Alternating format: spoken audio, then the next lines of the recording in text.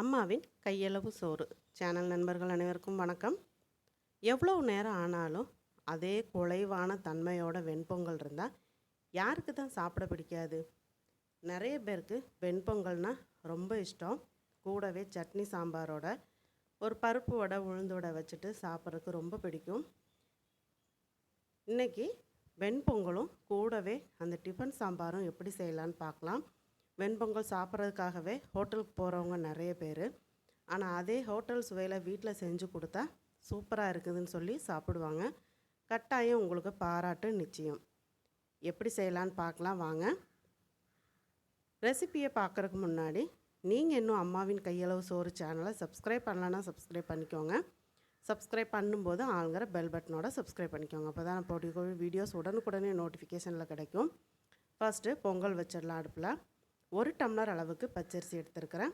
நான் ரேஷனில் வாங்கின அரிசி தான் எடுத்துருக்கிறேன். கூடவே 1/4 டம்ளர் அளவுக்கு பாசி பருப்பு எடுத்துக்கலாம். சில பேர் 1 டம்ளர் அரிசினா 1/2 டம்ளர் சேர்ப்பாங்க. அது பருப்பு சாதம் மாதிரி இருக்கும்.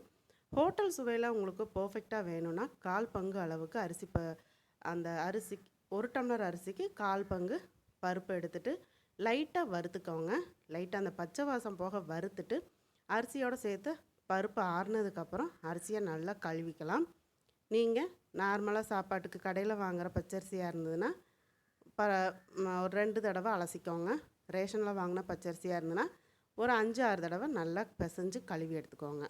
இப்போ கழுவுன அரிசியும் பருப்பையும் குக்கரில் சேர்த்துடலாம். குக்கரில் சேர்த்துட்டு இப்போ 1 டம்ளர் அரிசி 1/4 டம்ளர் பாசிப்பருப்பு 1/4 டம்ளருக்கு நான் மொத்தம் 3 டம்ளர் தண்ணி சேர்த்துருக்குறேன். இதுவே நீங்கள் கடையில் வாங்கின பச்சரிசியாக இருந்துச்சு அப்படின்னா 4 டம்ளர் தண்ணி சேர்த்துக்கோங்க.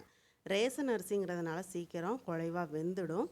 அதனால நான் 1 டம்ளர் அரிசிக்கு 3 டம்ளர் தண்ணி கணக்கு பண்ணிவிட்டு பருப்புக்கு ஒரு 1/2 டம்ளர் தண்ணி சேர்த்துருக்குறேன். இதே நீங்கள் நான் கடையில் வாங்கின பச்சரிசினா 1 டம்ளரு அரிசிக்கு 3லேருந்து 3.5 டம்ளர் தண்ணி சேர்த்துக்கோங்க. அப்போ தான் குழைவாக வெந்து வரும். 4.5லேருந்து 5 டம்ளர் அளவுக்கு கூட கடையில் வாங்கின பச்சரிசிக்கு நம்ம தண்ணி சேர்த்துக்கலாம். இப்போது பொங்கலுக்கு தேவையான உப்பு சேர்த்துட்டு ஒரு ஸ்பூன் அளவுக்கு நெய் சேர்த்துக்கோங்க. சேர்த்துட்டு இப்போ குக்கர் மூடி போட்டு வேக வச்சிடலாம்.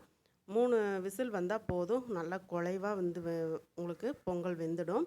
இப்போது சாம்பார் வைக்கிறதுக்காக பாசிப்பருப்பு 100 கிராம் அளவு எடுத்து நல்லா அலசிட்டு குக்கரில் சேர்த்துக்கிட்டேன். இந்த டிஃபன் சாம்பார் பொங்கலுக்கு மட்டும் இல்லை, இட்லி தோசைக்கும் கூட ரொம்ப சூப்பராக இருக்கும். 100 கிராம் அளவு சின்ன வெங்காயம், 50 கிராம் அளவுக்கு தக்காளி, அதாவது இந்த மாதிரி தக்காளியில் 3 தக்காளி பொடியாக நறுக்கி சேர்த்துருக்கிறேன். இப்போ சாம்பாருக்கு அந்த பருப்புக்கு தேவையான அளவுக்கு உப்பு சேர்த்துக்கோங்க. பெருங்காயத்தூள் 1 ஸ்பூன் அளவு சேர்த்துக்கோங்க. கூடவே 1/2 ஸ்பூன் சீரகம் சேர்த்துக்கோங்க. இப்போ பருப்பு வேகிற அளவுக்கு தண்ணி சேர்த்துக்கலாம். மஞ்சத்தூள் 1/2 ஸ்பூன் சேர்த்துக்கோங்க. பாசிப்பருப்புங்கிறதுனால உங்களுக்கு சீக்கிரம் வெந்துடும். 2 விசில்லே நல்லா குழைவாக வெந்துடும். இதுவே நீங்கள் துவரம்பருப்பில் செய்கிறதுனா கூட செய்யலாம்.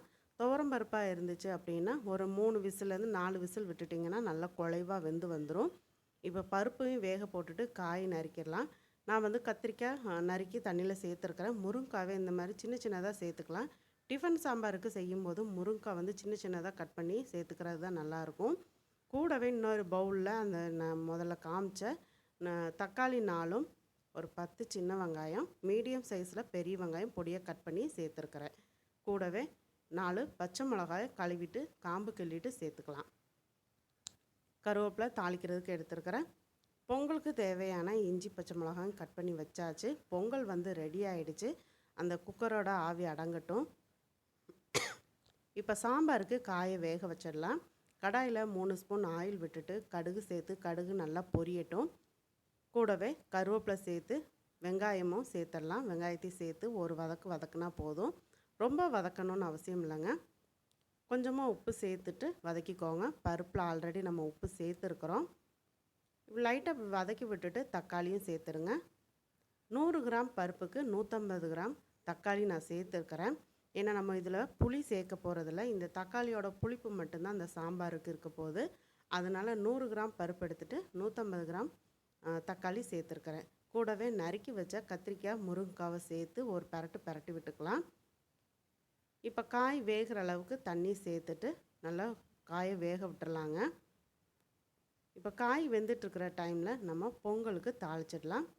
3 ஸ்பூன் அளவுக்கு தேங்காய் எண்ணெயும் ஒரு 2 ஸ்பூன் அளவுக்கு நெய்யும் சேர்த்துக்கோங்க. தேங்காய் எண்ணெய் மட்டும் நீங்கள் தாளிக்காதீங்க. பொங்கல் கொஞ்ச நேரத்தில் வர வரன்னு ஆகிடும். சப்போஸ் நீங்கள் நெய் சேர்க்க விருப்பப்படல அப்படின்னா சமையலுக்கு யூஸ் பண்ணுற சமையல் எண்ணெயை நீங்கள் சேர்த்துக்கோங்க.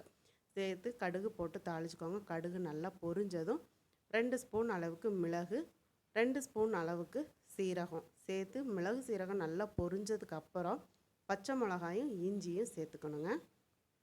கூடவே கருவேப்பிலையும் சேர்த்துக்கோங்க. எப்போவுமே மிளகு சீரகம் பொரிஞ்சதுக்கப்புறம் நம்ம இஞ்சி பச்சை மிளகா சேர்த்தா தான் அந்த மிளகு சீரகத்தோட ஃப்ளேவர் வந்து அந்த பொங்கல் அப்படியே இருக்கும் உங்களுக்கு. அடுப்பை ஆஃப் பண்ணிவிட்டு 1 ஸ்பூன் அளவுக்கு பெருங்காயத்தூள் சேர்த்துக்கோங்க. எண்ணெயில் நல்லா பொரிஞ்சதும் நம்ம இப்போ பொங்கல் ஓப்பன் பண்ணி அதில் கொட்டி தாளிச்சிடலாம். இப்போ நான் கரண்டியில் கிளறேன் பாருங்கள், எவ்வளோ சாஃப்டாக அந்த அரிசி வந்து வெந்து வந்திருக்குதுன்னு தெரியும். இதே நம்ம பொங்கல் தாளித்து வேற ஒரு பாத்திரத்துக்கு உடனே மாற்றிடணும். குக்கர்லேயே வச்சுருந்தாலும் அந்த ஈரத்தெல்லாம் அப்சர்வ் பண்ணிடும். அப்போ பொங்கல் வந்து ரொம்பையும் அந்த கெட்டியான மாதிரி ஆகிடும். மேலாப்பில் கொஞ்சமாக மல்லித்தலையை தூவிட்டு நம்ம பொங்கலுக்கு தாளித்து வச்சதை குக்கரில் கொட்டியாச்சு. இப்போ தாளித்ததை கொட்டிட்டு நல்லா கிளறி விட்டுட்டு ஒரு பாத்திரத்துக்கு மாற்றிக்கோங்க. இப்போ நான் பொங்கல் செய்துட்டு இதுக்கப்புறம் அந்த சாம்பார் செஞ்சுட்டு நான் கடையில் தான் இன்றைக்கி வடை வாங்க போனேன். நான் கிட்டத்தட்ட ஒரு அரை மணி நேரம் கழித்து தான் நான் வந்து பொங்கல் பரிமாறுறேன். அப்போ லாஸ்ட்டில் நீங்கள் வீடியோ பாருங்கள். இப்போ நான் எப்படி இந்த பாத்திரத்தில் கொட்டுறனோ அதே குலைவான தன்மையில் அந்த பொங்கல் இருக்கும். அப்போது எவ்வளோ சாஃப்டாக இருக்குன்னு உங்களுக்கே தெரியும். இதே முறையில் நீங்கள் ட்ரை பண்ணி பார்த்தீங்கன்னா உங்களுக்கும் அதே மாதிரி சாஃப்டான வெண்பொங்கல் கிடைக்கும். சூப்பரான சாம்பாரோட சட்னியோட வடையோட சாப்பிட்றதுக்கு ரொம்ப நல்லாயிருக்கும். முருங்கைக்காய் நல்லா வெந்துடுச்சு. இப்போது மீடியம் ஃப்ளேமில் வச்சுக்கோங்க. சாம்பார் தூள் 4 ஸ்பூன் அளவுக்கு நான் சேர்த்துருக்கிறேன். இதுலேயே காரமெல்லாம் இருக்கிறதுனால நான் மிளகாத்தூள்லாம் எதுவுமே நான் சேர்க்கலை. கொஞ்சமாக சுடுதண்ணியை சேர்த்துட்டு நல்லா கரைச்சி விட்டுக்கோங்க. கெட்டிகள் இல்லாமல் சாம்பார் தூளை வந்து நல்லா இந்த மாதிரி கரண்டி வச்சு கரைச்சி விட்டுக்கலாம். ஒரு கொதி வரட்டுங்க. இப்போது குக்கரில் வெந்து ஆஃப் பண்ண பருப்பை சேர்த்துடலாம். பருப்பு நல்லா குழைவாக வெந்திருக்குது. சாம்பாருக்கு எப்போவுமே பருப்பு வந்து குழைவாக இருக்கணுங்க. பருப்பு வந்து திட்டு திட்டாக இருந்துச்சுன்னு சொன்னால் அந்த பருப்பும் அந்த சாம்பாரும் ஒன்று சேராது. அப்போ உங்களுக்கு சாம்பார் வந்து டேஸ்ட் இல்லாமல் போயிடும். எப்போவுமே பருப்பை நல்லா குழைய வச்சு சாம்பாரில் சேர்க்கணும். இப்போ உப்பு செக் பண்ணிவிட்டு உப்பு பத்தலை அப்படின்னா உப்பு சேர்த்துக்கோங்க. சேர்த்துட்டு நல்லா கலந்து விட்டுக்கோங்க. இப்போ நல்லா மீடியம் ஃப்ளேமில் வச்சுட்டு ஒரு கொதி வரட்டும். கூடவே நீங்கள் விருப்பப்பட்டால் ஒரு சின்ன துண்டு வெல்லம் சேர்த்துக்கலாம். இல்லை அப்படின்னா வெல்லத்தை ஸ்கிப் பண்ணிக்கோங்க. நான் இன்றைக்கி கொஞ்சமாக வெல்லம் சேர்த்துருக்குறேன். நல்லா இப்போது வெல்லம் சேர்த்ததுக்கப்புறம் ஒரு கொதி வரட்டுங்க. நல்லா கொதி வந்துடுச்சு. இப்போ சாம்பாரில் அந்த ராஸ்மெல்லாம் இருக்காது, சூப்பராக இருக்கும். மல்லித்தலை சேர்த்துட்டு ஸ்டவ் ஆஃப் பண்ணிவிட்டு நம்ம சாம்பாரும் வேறொரு பாத்திரத்துக்கு மாற்றிடலாம். கூடவே தேங்காய் சட்னி அரைச்சி வச்சுருக்கிறேன், அதையும் தாளித்து சேர்த்துட்டு நம்ம சாம்பாரை வேறொரு பாத்திரத்துக்கு மாற்றிட்டு ஓரமாக எடுத்து வச்சுட்டு கடையில் நான் போய் வடை வாங்கிட்டு வர போகிறேங்க. அதுக்கப்புறம் தான் நான் சர்வ் பண்ண போகிறேன். உங்களுக்கு இந்த வீடியோ பிடிச்சிருந்ததுன்னா நண்பர்களுக்கு ஷேர் பண்ணுங்கள், மறக்காமல் லைக் பண்ணுங்கள். வீடியோ பற்றின கருத்துக்களை கமெண்ட் பாக்ஸில் சொல்ல மறக்காதீங்க. எல்லாருக்கும் பிடிச்ச வெண்பொங்கல், வடை, சாம்பார் சட்னி ரெடி ஆயிடுச்சு.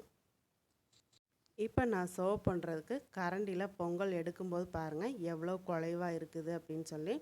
கிட்டத்தட்ட பொங்கல் வந்து ரெடி பண்ணி வச்சுட்டு சாம்பார் செய்துட்டு கடையில் போய் வடை வாங்கிட்டு வந்துட்டு அதுக்கப்புறம் தான் நான் சர்வ் பண்ணுறேன். கிட்டத்தட்ட அரை மணி நேரம் கிட்ட ஆகிருக்குது. அதுக்கப்புறமும் சாஃப்டாக இருக்குது. மதியமும் இதே சாஃப்டாவோட இருக்குங்க. அந்த அளவுக்கு டேஸ்டான இந்த வெண்பொங்கலை நீங்களும் கட்டாயம் வீட்டில் ட்ரை பண்ணி பாருங்கள். தொடர்ந்து அம்மாவின் கையளவு சோறு சேனலை சப்ஸ்கிரைப் பண்ணுங்கள், சப்போர்ட் பண்ணுங்கள். சப்ஸ்கிரைப் பண்ணும்போது ஆளுங்கிற பெல் பட்டனோட சப்ஸ்கிரைப் பண்ணிக்கோங்க. அப்போ தான் நான் போடக்கூடிய வீடியோஸ் உடனுக்குடனே நோட்டிஃபிகேஷனில் கிடைக்கும். மீண்டும் அடுத்த ஒரு ரெசிப்பியில் சந்திக்கிறேன். நன்றி, வணக்கம்.